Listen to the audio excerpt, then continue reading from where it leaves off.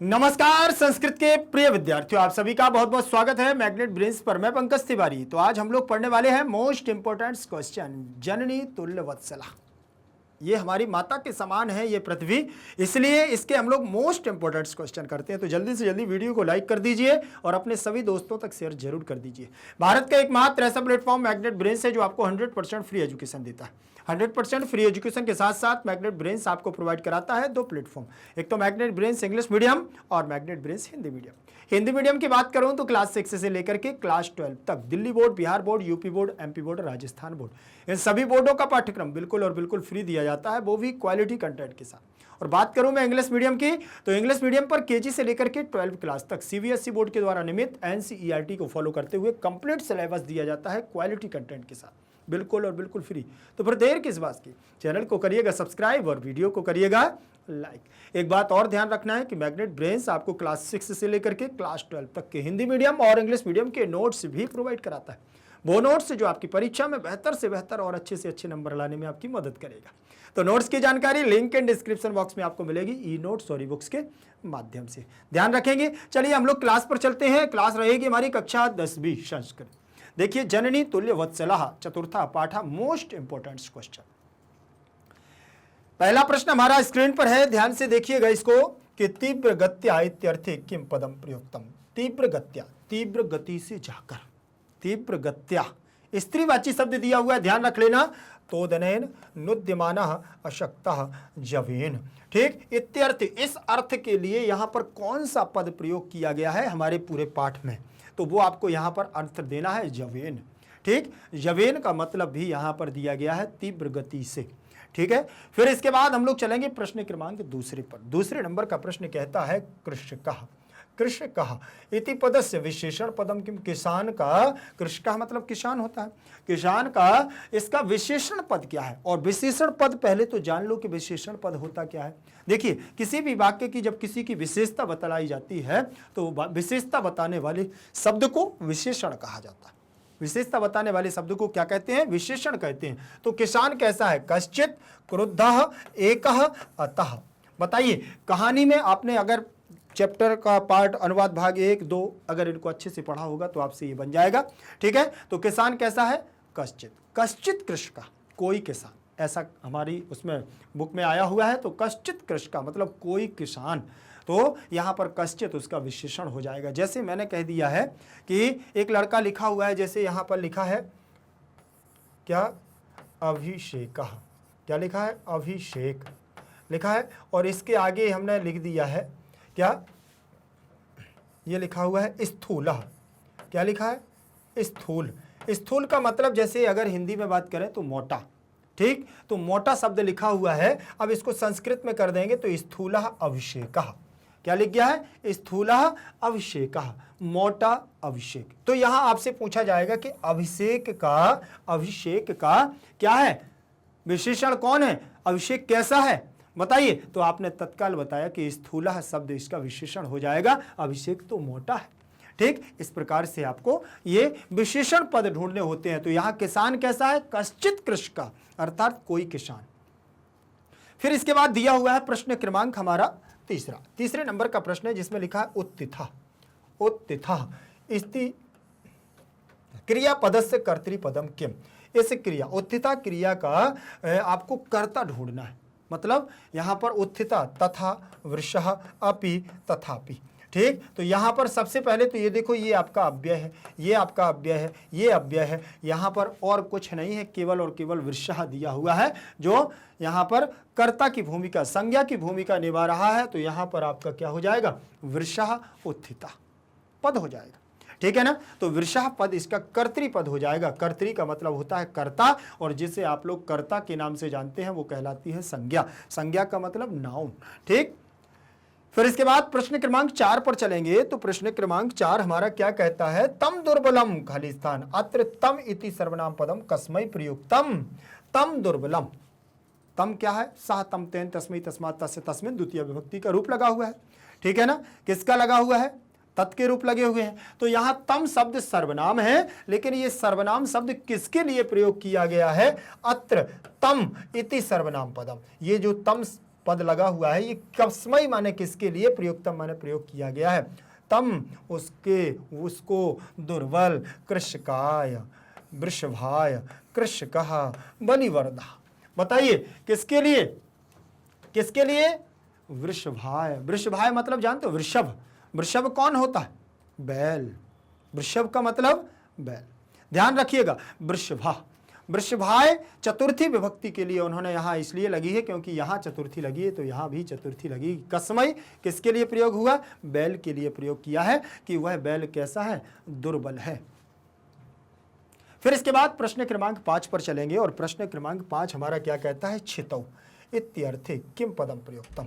छितौ इस अर्थ के लिए कौन सा पद प्रयोग किया गया है? छितौ शब्द आया हुआ है, इस अर्थ के लिए कौन सा पद प्रयोग किया गया है?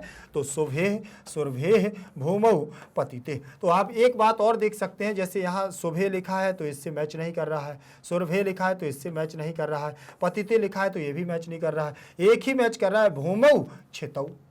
सप्तमी विभक्ति का रूप लगा हुआ है, दोनों में सप्तमी विभक्ति लगी हुई है, भूमि पर या क्षिति पर। तो ये दोनों क्षिति पृथ्वी के पर्यायवाची हैं, इसलिए यहाँ छितौ शब्द के लिए भूमौ पद आपका हो जाएगा। ठीक है, फिर इसके बाद हम लोग चलेंगे प्रश्न क्रमांक 5 के बाद 6 नंबर पर, 6वें नंबर के प्रश्न पर चलेंगे। एक पदेन उत्तर, एक पद के द्वारा आपको आंसर देना है। यहाँ पर आपको 1 वर्ड में आंसर देना है। कहा क्षेत्रे पपात। ठीक है ना, कहा क्षेत्रे पपात। कौन है जो क्षेत्र में पाप कर रहा है? ठीक है ना, पपात माने ये हम पाप करने के लिए कहते हैं, पाप से या दुखित होना है, दुख से है, तो वृषभा क्या हो जाएगा? करसती। पपात माने एक हमारा जोतना भी होता है, खेत को जोतना। कौन है जो बैल को क्या कर रहा है? वो क्षेत्र को, किस एक खेत को पपात जोत रहा है, तो वो है वृषभा, बैल। क्षेत्र कर्षण कहा अकरोत। क्षेत्र कर्षण कौन करता है? तो किसान करता है भाई। कौन करता है? कृषक। क्षेत्र कर्षण का मतलब भी होता है जोतना, और क्षेत्र माने खेत में। ठीक, तो क्षेत्र कर्षण माने जोतना, और कहा माने कौन, अकरोत माने करता है। खेत की जुताई कौन कर रहा है? तो वृषभा, कृषक। ठीक, किसान कर रहा है। किम एवं रोदिसी, क्या वह क्या करता है? रोता है। तो इति कह अपृच्छत, ऐसा किसने पूछा है कि क्यों तुम रोते हो? तो इंद्र पूछता। इंद्र ने पूछा। आपने पूरी कहानी देखी होगी तो समझ में आ जाएगा। किसान क्या है, बेचारा क्षेत्र को जोत रहा है, और किसान वो बैल भी हैं जो बेचारे भूमि क्योंकि सूख जाती है ना, तो सूख जाती है तो बहुत ताकत लगती है उसको जोतने में, तो इंद्र पूछते हैं। इसके बाद आगे देखें, सुरभि। सुरभि केसाम जननी अस्ति। सुरभि किसकी माता है? अब सुरभि भी रो रही है। किससे रो रही, किससे पूछ रही है? ठीक है ना, इंद्र ने ही पूछा था। किससे? गाय से, कि तुम क्यों रो रही हो। तो उसको दुख होता है क्योंकि गाय हमारी माता है, और गाय को सभी लोग जननी कहते हैं। इसीलिए क्योंकि उसको जब बैलों के द्वारा किसान जोतता है तो उसको कष्ट होता है कि मेरा पुत्र किस प्रकार से यह खेत में लगा हुआ है, और वह कमजोर भी है। कमजोर भी है क्योंकि सबसे पहला प्रश्न आपने देखा था, उसमें लगा तम दुर्बलम वृषभाय। कौन था सबसे दुर्बल? बैल था। तो बैल कमजोर होने के कारण, आपने एक बात देखी होगी कि जैसे एक घर में एक माँ के 2 पुत्र होते हैं, तो एक थोड़ा सा हट्टा कट्टा होता है और एक थोड़ा सा कमजोर होता है, तो दुर्बल को माँ ज़्यादा प्रेम करती है। उसको खाने पिलाने में भी माँ ज़्यादा उसको देखती है कि इसको खाना पिलाना थोड़ा सा, ठीक है ना, तो प्रेम होता है। उसी प्रकार से ये दुर्बल बैल है जो उसको देखकर के सुरभि माने गाय, केशाम माने किसको? जननी अस्ति, किसकी जननी है? तो यहां पर देखिएगा क्या लिखा है? सर्वधेनुना, सभी गायों की कौन है? माता है। सभी बैलों की, गायों की माता है। ठीक, सुरभि। सुरभि के ही सब वंशज हैं। फिर इसके बाद दिया हुआ है का पुत्राय सोचयति। कौन है जो पुत्र के लिए सोचता है? कौन सोच रहा था बताइए? तो का सुरभि माता। सुरभि माता सोचती है कि मेरा पुत्र दुर्बल है और किसान उससे क्या करवा रहा है? काम करवा रहा है। बहुत दुर्बल है, रो रही है, उसके आंखों में अश्रु आ रहे हैं। और यह देख करके फिर इंद्र भी पूछते हैं। ठीक, सुरभि माता का पुत्राय सोचयति। पुत्राय व चतुर्थी व्यक्ति मतलब पुत्र के लिए, सोचती सोचता सोचंती, तो यहाँ लट लकार प्रथम पुरुष एक वचन है। त्रिदशाधिपः, त्रिदशाधिपः कः अस्ति। त्रि मतलब 3, 10 अधिपाः। ठीक है ना, कौन है? इंद्र। भाई वहां पर त्रिदशाधिपा कौन है? देवताओं के स्वामी, तीनों लोकों के वहां पर राजा कौन है? इंद्र है। इसलिए त्रिदशाधिपा किसके लिए आया हुआ है? इंद्र के लिए आया है। और आपको उसमें अभ्यासकार में भी ये सारी चीजें मिल रही हैं और चैप्टर के एक्सप्लेनेशन में भी, कि आपसे पूछा जाएगा जैसे कि इंद्र के लिए कौन सा शब्द प्रयोग किया गया है, तो आप कह सकते हैं त्रिदशाधिपा कह अस्ति इंद्रा। फिर इसके बाद दिया हुआ है हमारा कह कृच्छ्रेण भारम उद्वहति। कौन है? देखिए, कौन कृच्छ्रेण भारम उद्वहति, मतलब कमजोर होने के बाद भी भार को उठा रहा है, तो वृषभा। दुर्बल होने के बाद भी क्या कर रहा है? वृषभा बैल भारम उद्वहति, भार को ढो रहा है, उद्वहति। यहाँ तृतीय विभक्ति लगी, यहाँ प्रथमा लगी हुई है, यहाँ उद्वहति, उद्वहति, उद्वहता, उद्वहन्ति, तो लट लकार प्रथम पुरुष एक वचन। पुत्रस्य दैन्य दृष्ट्वा का रोदिति, पुत्र की दैन्य दृष्टि, मतलब पुत्र की दीनता को देख करके कौन रोती है? बताइए जल्दी से, कौन रोती है? तो यहाँ पर भी सुरभि माता आ जाएगी। सुरभि माता रोती है पुत्र की।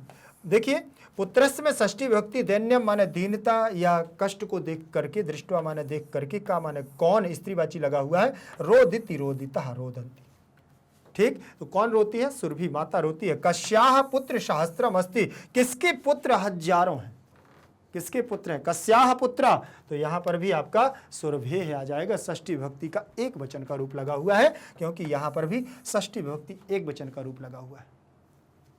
सुरभेः पुत्रस्य सहस्त्रम, सुरभेः पुत्र सहस्त्रम अस्ति, सुरभि माता के पुत्र हजारों हजार पुत्र हैं, क्योंकि वो तो कहती हैं कि पृथ्वी पर जितने भी हैं गाय बैल सब हमारे क्या हैं? पुत्र, संतति है, संतान है। इसके बाद लिखा हुआ है श्लोके संबोधन पदम किम अस्ति, श्लोक में संबोधन पद क्या है? बताइए। शक्र, शक्र, इंद्र, इंद्र के लिए संबोधन किया गया है श्लोक में। पूर्ण वाक्य उत्तरत, पूर्ण वाक्य के द्वारा आपको आंसर देना है। तो पूर्ण वाक्य में आप क्या कहोगे? देखिए, क्रुद्धा, क्रुद्धा कृषि वला किम अकरोत, क्रोधित किसान क्या करता है? क्रुद्धा कृषि वला किम अकरोत, किसान क्या करता है? क्रुद्धा कृषि वला पतितौ वृषभम उत्थापयं बहुवारम प्रत्नम अकरोत, क्रुद्धा कृषि वला पतितम वृषभा। देखिए, क्रोधित किसान गिरे हुए बैल को, क्योंकि वो कमजोर रहता है तो गिर जाता है खेत में, तो गिरे हुए बैल को उत्थापयितुम, उठाने के लिए बहुबारम, अनेक बार, प्रत्न माने प्रत्न, अकरोत माने करता है। ठीक है ना, अनेक बार प्रयत्न करता है कि उसको जमीन से उठा करके फिर से खेत की जुताई करवाई जाए। ठीक, तो यहां पर भी देखें, प्रथमा का एक वचन है, यहाँ प्रथमा का एक वचन, पतितम में द्वितीय, और पत धातु है गिरने के अर्थ में, वृषभम में द्वितीय, उत्थापयितुम में यहाँ तुमन प्रत्यय लग गया, बहुवारम में मतलब अनेक बारम, प्रत्नम में प्राउपसर्ग यत्न धातु से प्रत्न बनता है, अकरोत आपका लंग लकार का रूप दिया हुआ है। ठीक, माता सुरभि किमर्थम अश्रूणि मुंचति, इसमें माता सुरभि, माता सुरभि किसके लिए अश्रु निकालती है, छोड़ती है? ठीक है ना, मुंचती माने त्यागती है या निकालती थी। ठीक है ना, अपने आंसुओं की धारा किसके लिए? भूमौ पतिते, भूमौ पतिते स्वपुत्रम दृष्ट्वा माता सुरभि अश्रूणि मुंचति स्म। ठीक, तो यहाँ भूमि पर पड़े हुए या गिरे हुए, भूमि पर गिरे हुए कौन? स्वपुत्र, स्वपुत्रम, अपने पुत्र को दृष्ट्वा माने देख करके माता सुरभि अश्रूणि मुंचति स्म, आंसुओं को निकाल रही है। मुंच धातु है यहाँ पर मुक्ति करते हैं, त्यागने के अर्थ में।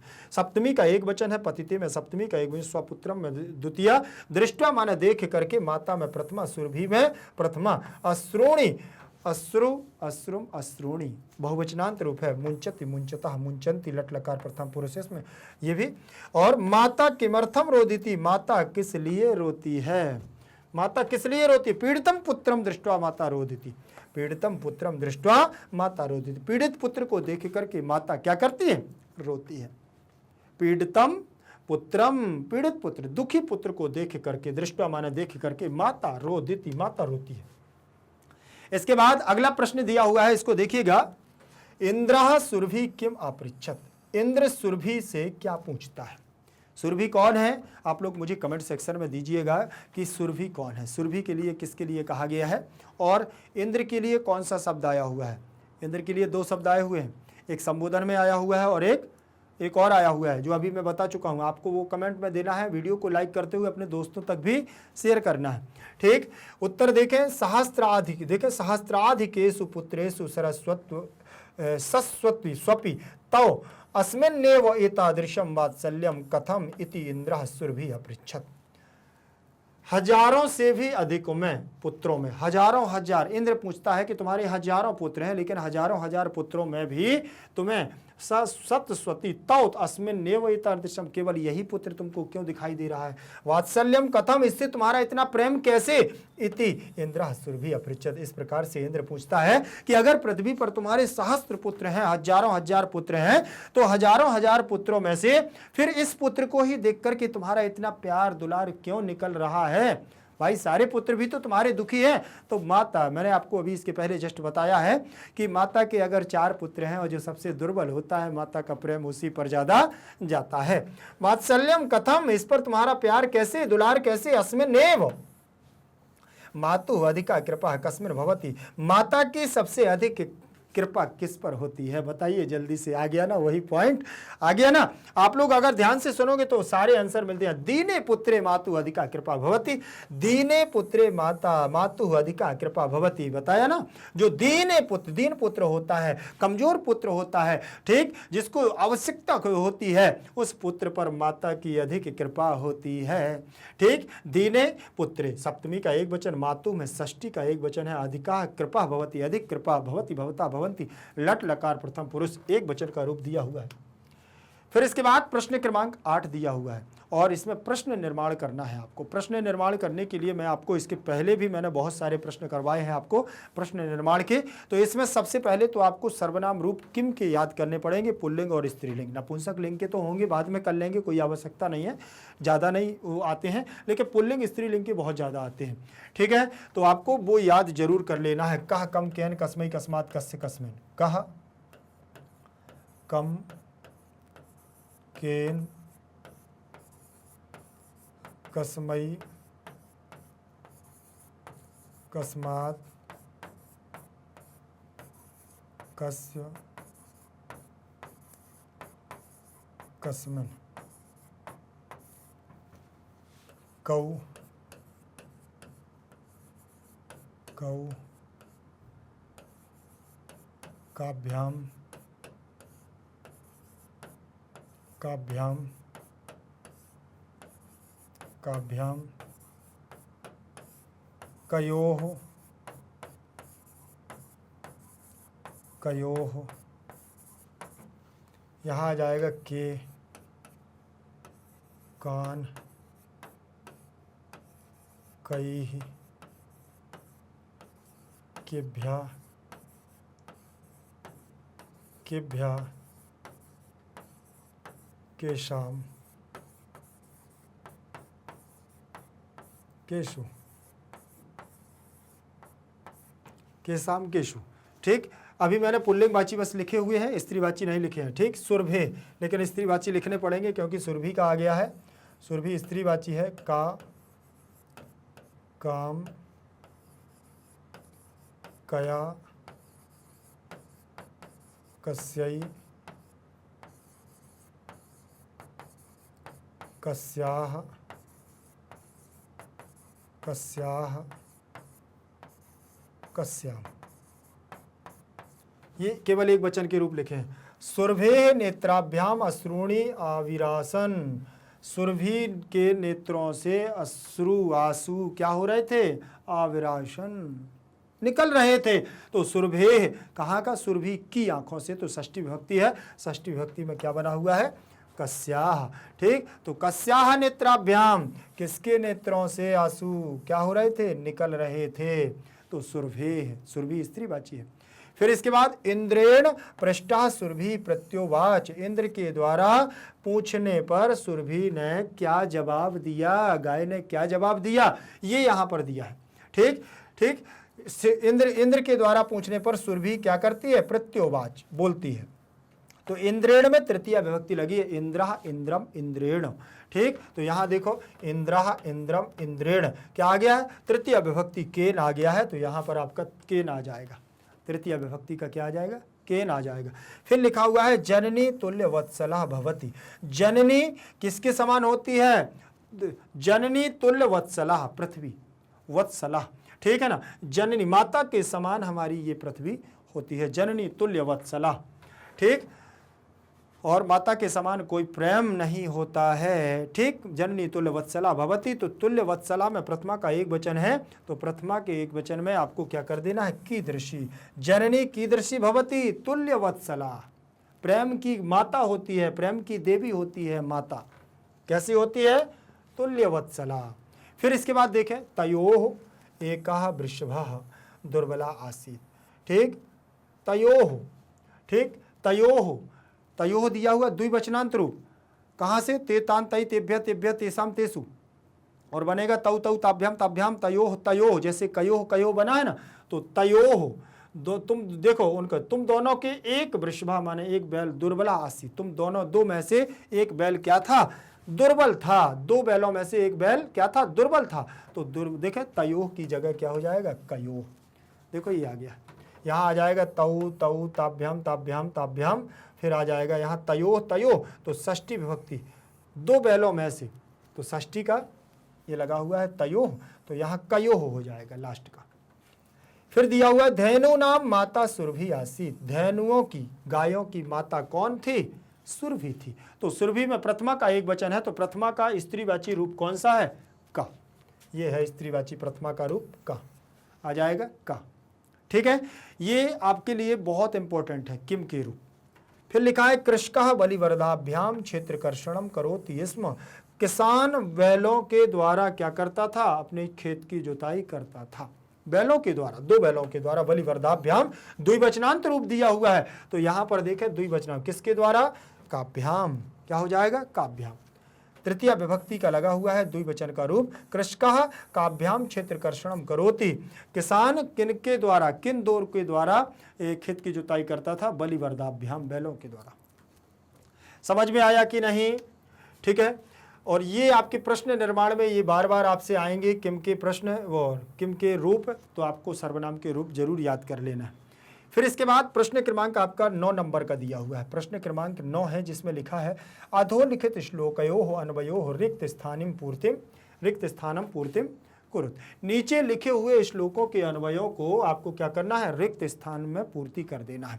सबसे पहले तो देखो, मैंने आपको इसके पहले भी बताए हैं कि जब भी आप श्लोकों का अन्वय करो तो आपको जो जो चीज़ें आपके नीचे अन्वय में दी हुई हैं उनको यहाँ पर मार्क कर लो, ठीक। चलिए देखते हैं। पहले लिखा है ना कि विनिपातो नवा कश्चित् दृश्यते त्रिदशाधिपा अहम तो पुत्रम शोचामि तेन रोदिमि कौशिक, ठीक। यहाँ पर विनिपात न व कश्चित् दृश्यते त्रिदशाधिपा अहम तो पुत्रम शोचामि, मैं तो पुत्र के बारे में सोच रही हूँ, तेन रोदिमि कौशिक, इसीलिए मैं रो रही हूँ कौशिक, ठीक। कौशिक शब्द भी यहाँ किसके लिए है? इंद्र के लिए।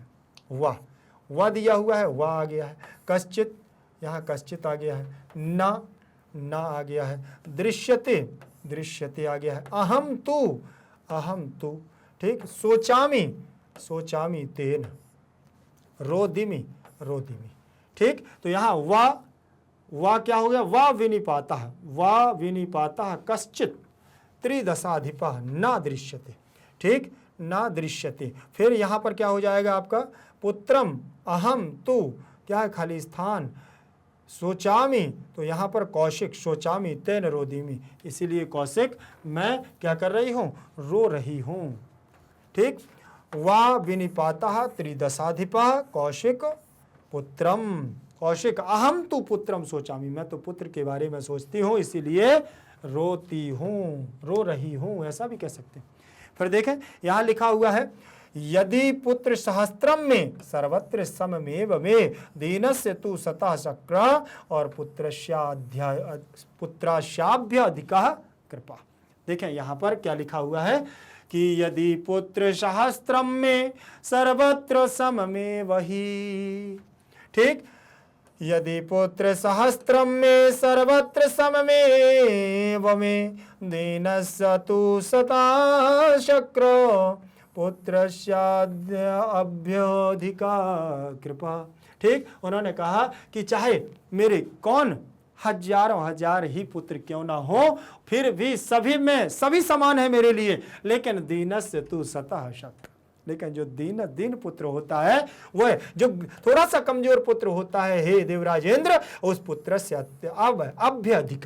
अधिका बराबर अभ्यधिका कृपा, उस पर माता की अधिक कृपा होती है। यदि पुत्र शास्त्रम, यदि पुत्र शास्त्रम, तो यदि पुत्र शास्त्रम में पुत्र शास्त्रम, यदि में पुत्र शास्त्रम सर्वत्र में, तो यहाँ पर पुत्र शास्त्रम हो जाएगा, यदि आ जाएगा, और यहाँ में आपका छूट जाएगा।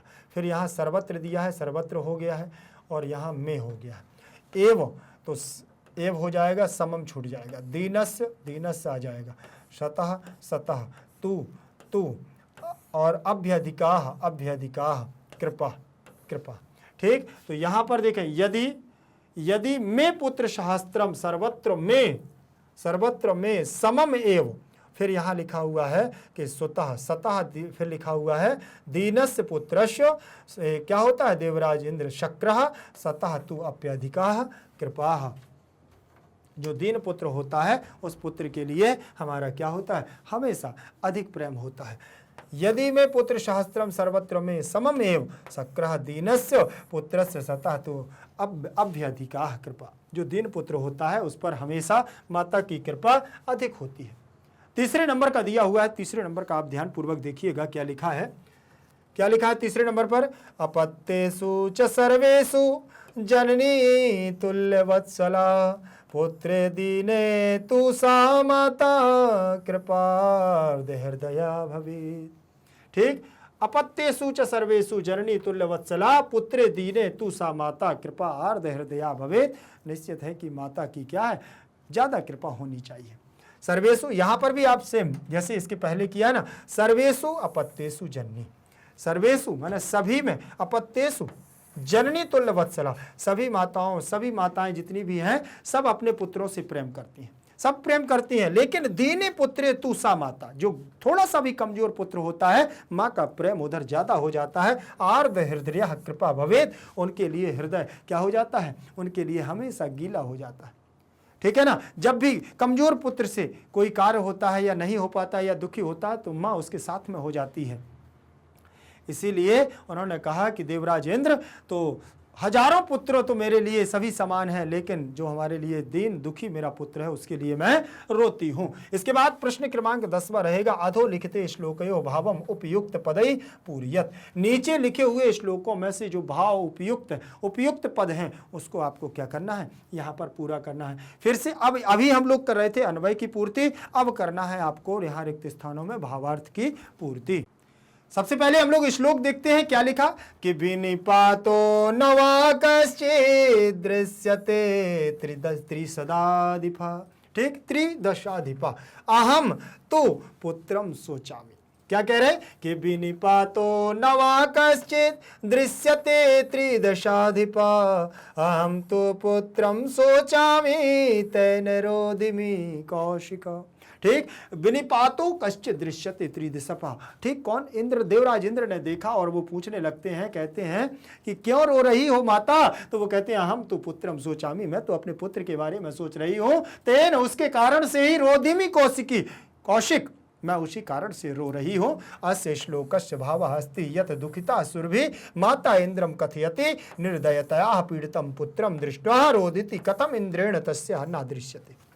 कैसे देवराज इंद्र, तुम नहीं देख रहे हो कि मेरे पुत्र पर इतना कष्ट आया हुआ है, तुम बारिश करवा दो तो जल्दी से वह क्या कर देगा, खेत की जुताई कर देगा। देखिए, अस्य श्लोकस्य भावः अस्ति यत् दुखिताः सुरभि माता इंद्रम कथयति यत् कृषकेण निर्दयतया पीड़ितं पुत्रः वृषभं दृष्ट्वा सा रोदिति कथम इंद्रेण तस्याः विनाशः न दृश्यते। तुम्हें यह विनाश नहीं दिखाई दे रहा है देवराज इंद्र, तुम्हें यह कष्ट नहीं दिख रहा है कि मेरे पुत्र को वह किसान कितना पीड़ा पहुंचा रहा है, इसीलिए तुम जल की वर्षा कर दो जिससे कि वह जमीन बहुत कोमल हो जाए और मेरा पुत्र वहां से निकल जाए। कौन कह रही है, सुरभि माता कह रही है। ठीक, इसलिए अस्य में देखें यहाँ षष्ठी का एक वचन है, श्लोकश में षष्ठी का एक वचन है, अस्ति स्ता संति लट लकार प्रथम पुरुष एक में दुखिता।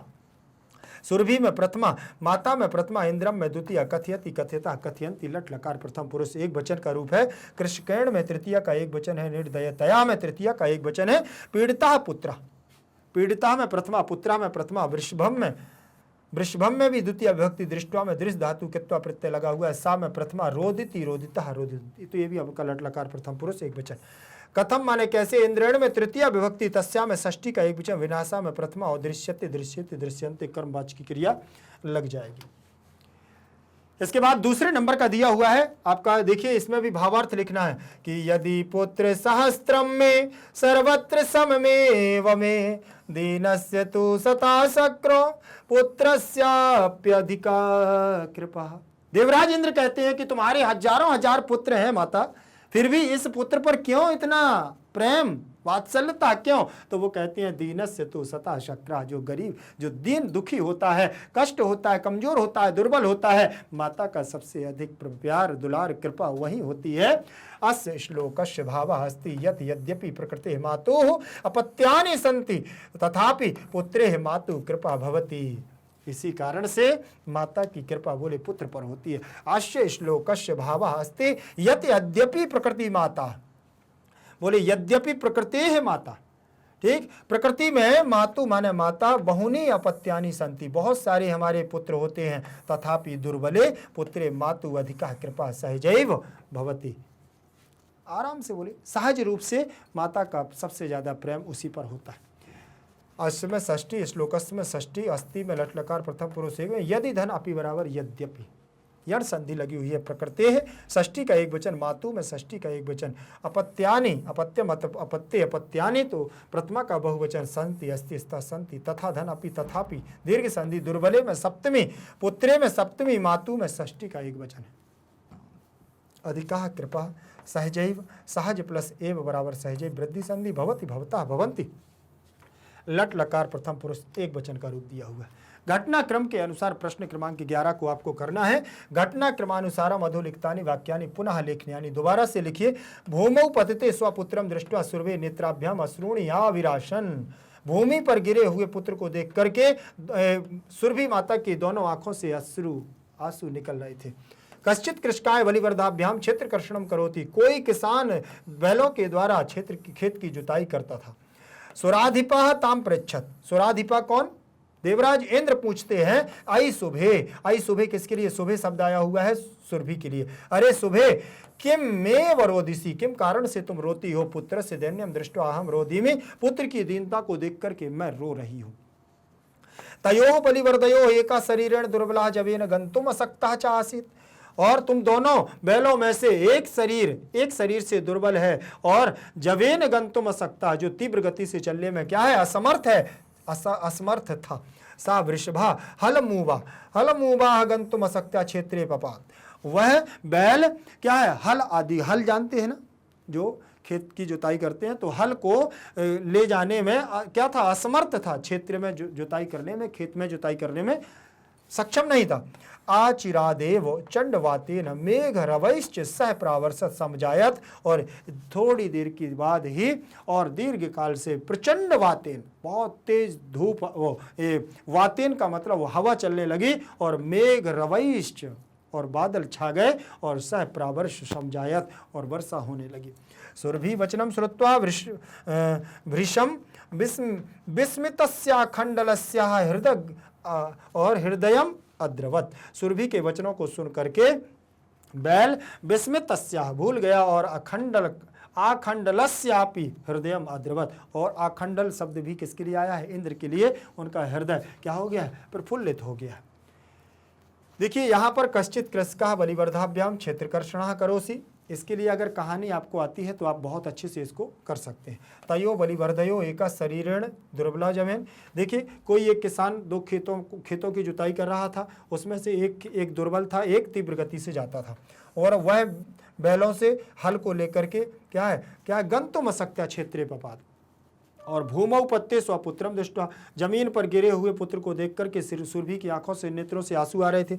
और इंद्र पूछता है कि आई शोभे क्यों किस कारण से रोती है। पुत्र से दैन्यम दृष्टवा अहम रोदिमि, पुत्र की दीनता को देख करके मैं रोती हूँ। सुरभि के वचनों को सुन करके इंद्र का हृदय क्या हो जाता है, कोमल हो जाता है। और अचिरादेव चंडवातेन, और थोड़ी ही देर में क्या कर देता है, लंब और चंडवातेन, प्रचंड घनघोर हवा चलने लगती है, वायु चलने लगती है, मेघ छा जाते हैं और वर्षा हो जाती है।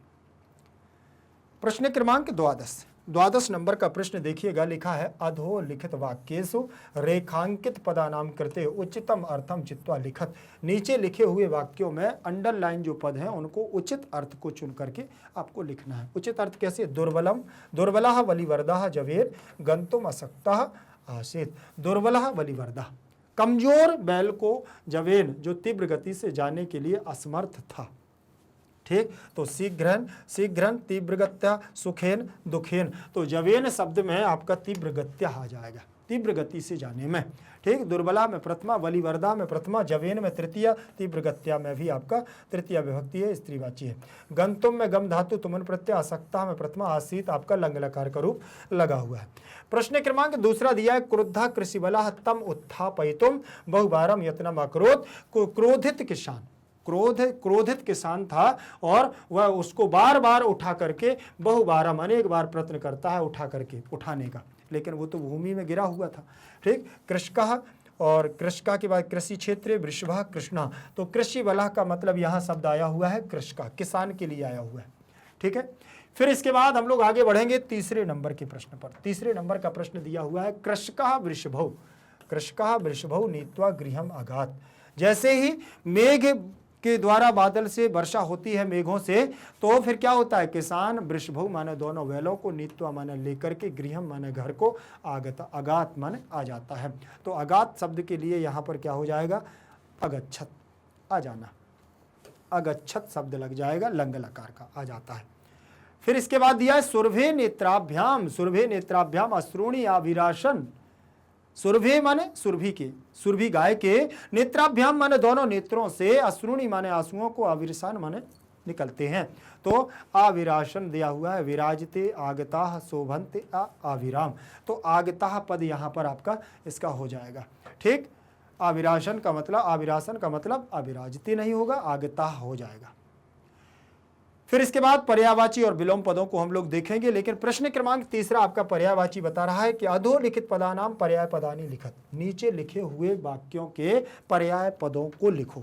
नीचे लिखे हुए वाक्यों के क्या करना है आपको, पर्याय पदों को आपको देखना है। पर्याय पद कैसे दिए हुए, पर्यायवाची पद क्या होते हैं, एक समान अर्थों का बोध कराने वाले पदों को हम क्या कहते हैं, पर्यायवाची पद कहते हैं। जैसे कृषिबलः, सुराधिपः, वृष्टिम, वातेन। ठीक, तो कृषि बलह के लिए कृषका शब्द आया हुआ है, और सुराधिपा के लिए इंद्र आया हुआ है, वृष्टि के लिए वर्षा आया हुआ है, और वातेन के लिए वायुना आई हुई है। कृषि बलह हलधरः और कृषका, हलधरः और कृषका। सुराधिपा के लिए इंद्रः वाशवः। ठीक, इंद्र भी आया हुआ, शक्र भी आया हुआ। वृष्टिम के लिए वर्षा प्रवर्षः, और वातेन के लिए वायुना पवनेन, चंड वातेन भी आया हुआ है। ठीक है ना, तो ये हमारे पर्यायवाची हैं। विलोम पदों को देखते हैं। विलोम पद क्या दिए हुए हैं, अधोलिखित पदानाम विलोम पदानी मंजूषायाम दत्तेषु पदेषु चित्वा यथा समक्षम लिखत।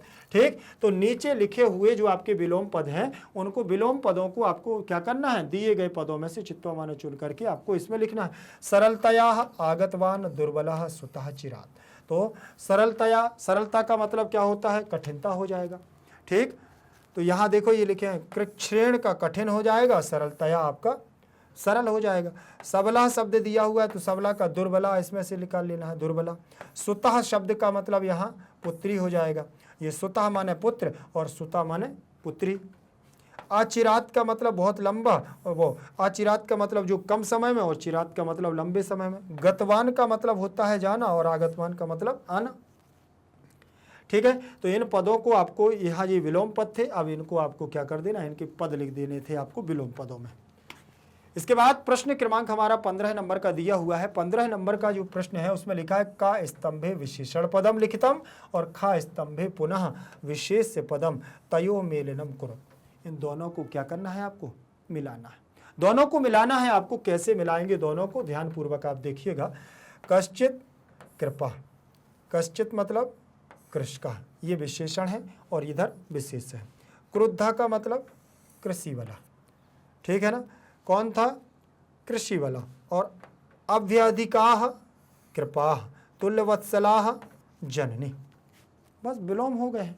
क्या दिया हुआ है यहाँ, किसान क्रोधित था, तो देखो कश्चित कोई किसान, क्रुद्धा कृषि वाला, अभ्यधिकाः कृपाः तुल्यवत्सलाः जननी, ठीक, माता को तुल्यवत्सला भी यहाँ कहा गया है। और यहाँ पर हमारे ये मोस्ट इंपॉर्टेंट समाप्त हो जाते हैं। आप लोग इनको अच्छे से करिएगा। कहीं पर कोई समस्या जाए तो आप मुझे कमेंट सेक्शन में जरूर दीजिएगा। और जिसने अभी तक चैनल को सब्सक्राइब नहीं किया वो चैनल को सब्सक्राइब जरूर कर लेंगे। वीडियो को लाइक करते हुए अपने दोस्तों तक शेयर जरूर कर दीजिएगा। भारत का एकमात्र ऐसा प्लेटफॉर्म मैग्नेट ब्रेन्स है जो आपको 100% फ्री एजुकेशन देता है। 100% फ्री एजुकेशन के साथ साथ मैग्नेट ब्रेन्स आपको प्रोवाइड कराता है 2 प्लेटफॉर्म, एक तो मैग्नेट ब्रेन्स इंग्लिश मीडियम और magnet brains Hindi medium. Hindi medium की बात करूं तो क्लास 6 से लेकर के क्लास 12 तक Delhi board, Bihar board, UP board, MP board, Rajasthan board, इन सभी बोर्डों का पाठ्यक्रम बिल्कुल और बिल्कुल फ्री दिया जाता है, वो भी क्वालिटी कंटेंट के साथ। और बात करूं मैं इंग्लिश मीडियम की तो यहां पर आपको केजी से लेकर के 12 क्लास तक सीबीएसई बोर्ड के द्वारा निमित एनसीईआरटी को फॉलो करते हुए कंप्लीट सिलेबस दिया जाता है क्वालिटी कंटेंट के साथ, बिल्कुल और बिल्कुल फ्री। तो फिर देर किस बात की, चैनल को करिएगा सब्सक्राइब और वीडियो को करिएगा लाइक। एक बात और ध्यान रखना है कि मैग्नेट ब्रेन्स क्लास 6 से लेकर के क्लास 12 तक के हिंदी मीडियम और इंग्लिश मीडियम के नोट्स भी प्रोवाइड कराता है। वो नोट्स जो आपकी परीक्षा में बेहतर से बेहतर और अच्छे से अच्छे नंबर लाने में आपकी मदद करेगा। तो नोट्स की जानकारी लिंक के डिस्क्रिप्शन बॉक्स में आपको मिल जाएगी, ई नोट्स और ई बुक्स के माध्यम से। ये नोट्स कैसे आप तक पहुंचेंगे वो भी जानकारी आपको वहां से प्राप्त हो जाएगी। ध्यान रखेंगे, यदि आप YouTube के अलावा सोशल मीडिया पर अन्यत्र जगह भी एक्टिव रहते हैं जैसे Facebook, Insta, Twitter, WhatsApp group आदि, तो सर्च करिएगा मैग्नेट ब्रेन्स को और पाएं बेहतर से बेहतर वीडियोस। फिर मिलेंगे अगली क्लास के साथ, तब तक के लिए बने रहिएगा मैग्नेट ब्रेन्स के साथ। जयतु संस्कृतम, जयतु भारत।